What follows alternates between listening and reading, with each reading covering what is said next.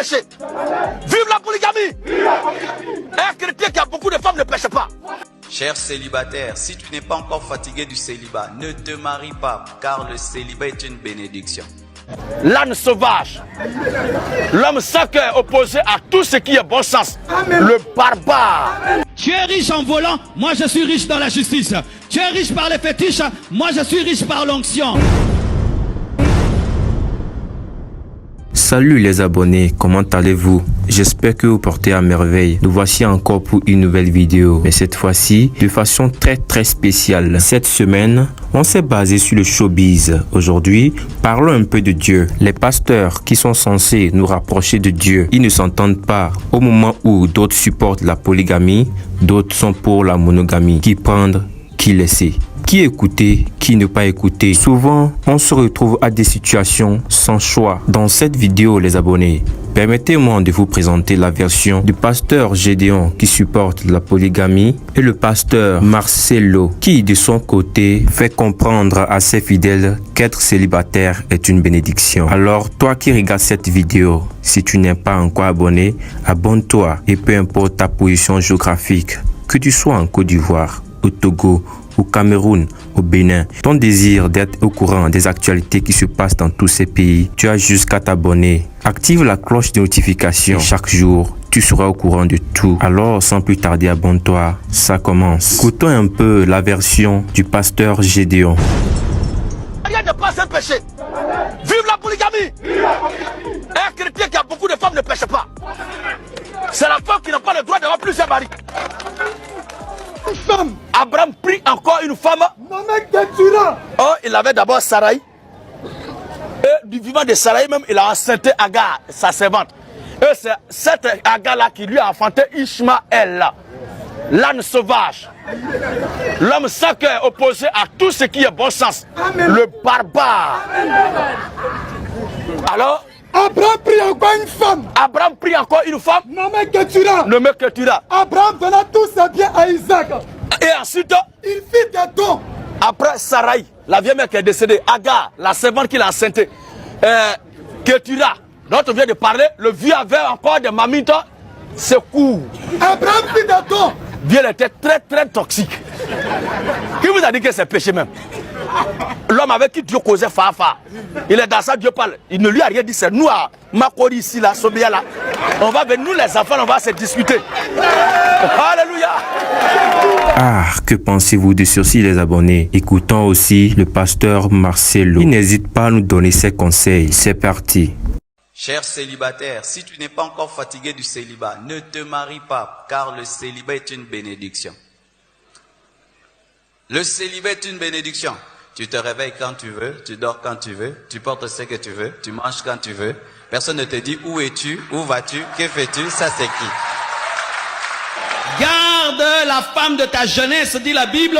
Garde la femme de ta jeunesse. Garde la femme même de ta pauvreté. Quelle ingratitude. Tu lui donnais que 10 $ de cadeau. Comme tu gagnes 10 000 $, tu dois changer. Au lieu de récompenser celle qui a cru en toi lorsque tu n'avais que 10 $. Et quand ta femme pleure dans ta maison, ça te maudit. Avoir une femme qui pleure à la maison, ça maudit. Ça maudit. Vous tous qui faites pleurer vos femmes de la jeunesse, parce que vous êtes devenus riches, prospères, votre richesse est maudite. C'est pourquoi vous allez mourir et vous allez leur laisser cette richesse-là. C'est pourquoi souvent les impudiques meurent et certains meurent sur une femme. Et on ne sait pas raconter comment tu es mort. Akufaki, Neni, Akufikaka. Et donne-moi la main, je parle, hein. Mais beaucoup de papas, non? Tu as 60 ans, 70 ans, et tu es devenu riche. Tu vas chercher une fille de 20 ans, et tu laisses ta vieille mémé de 50 ans, et tu vas mourir sur une fille de 20 ans. Comment on va expliquer aux enfants les conditions de ta mort? Une mort honteuse, pour son bête à mbaté bembe. Alléluia. Joseph était riche, il n'avait qu'une seule femme. Je répète, Joseph était riche, il avait qu'une seule femme. Ne me présente pas que David, ne me présente pas qu'Abraham, je te présente Joseph, parce que certains ils présentent Abraham, David, moi je te parle de Joseph, je te parle de Joseph, et je te parle de Joseph. Alléluia. Job était l'homme le plus riche du monde, il n'avait qu'une seule femme. Et malgré que sa femme s'est mal conduite pendant ces temps de maladie, il n'a gardé que cette femme-là. Job, l'homme le plus riche du monde. Le Bill Gates de son temps n'avait qu'une seule femme. Alors enlève cette pensée, surtout en Afrique, qu'un homme, s'il devient riche, il doit avoir la femme de la richesse. Ce n'est pas biblique. Pour vous, tout est péché, péché, péché, péché, péché. Quand ils ont parlé de placement d'argent, l'argent de placement d'argent, ça c'est l'argent du diable. Quand on fait de l'auto-gagnant, on dit, oh, l'auto-gagnant c'est l'argent du diable. Jouez votre auto-gagnant. Jouez l'auto-gagnant, c'est lui qui sait bien jouer, il a bien jouer ça. Si tu as gagné l'argent, il faut réaliser. Occupe-toi de ta famille. Voilà. Maintenant, l'auto-gagnant, l'argent là, c'est pas l'argent propre. Toi-même là, ton directeur de société où tu travailles qui te paye là, tu sais ce qu'il a fait pour faire cette société là? Hein? Tu sais où il a quitté pour bâtir cette société là? Et puis entreprise où tu travailles là, tu sais c'est quoi il a construit ça? Et vous n'avez rien, c'est vous qui voyez l'argent sale.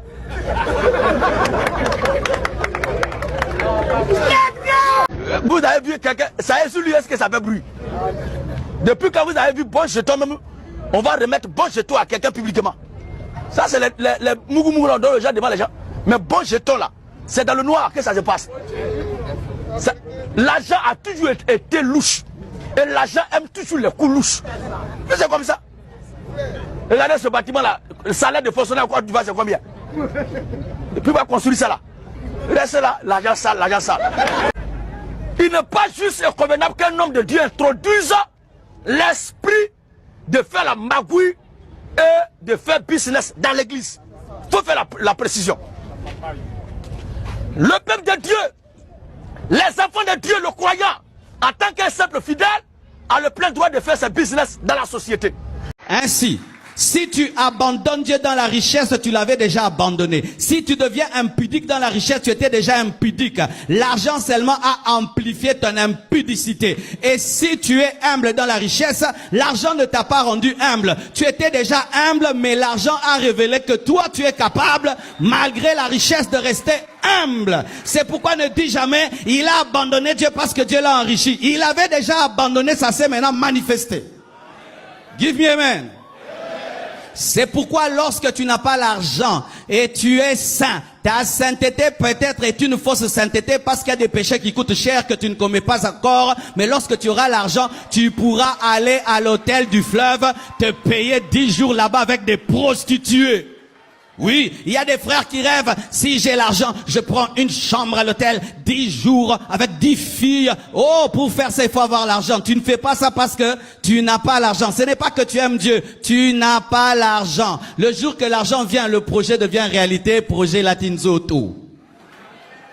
C'est pourquoi, chère maman, ne priez pas en désordre pour vos maris. Si ton mari n'est pas spirituel, ne dis pas que Dieu l'enrichisse. Il va te trouver une deuxième femme, une troisième femme. Dis que Dieu lui donne ce dont il a besoin. Il paye la maison, la nourriture, et puis il n'a plus rien. Amen. Et vous dormez en attendant que Dieu puisse lui donner la consécration.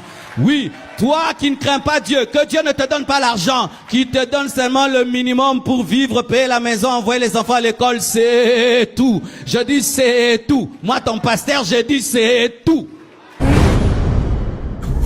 La famille, je suis moi-même très ému en écoutant ces deux versions, Pasteur Marcelo et celui de Gédéon. Mais je laisse l'espace commentaire à votre disposition. Faites-moi savoir un à un ce que vous pensez du Pasteur Gédéon et Marcelo. N'oublie surtout pas de t'abonner, active la cloche de notification et tu seras au courant de tout. Sur ce, on se dit bye bye.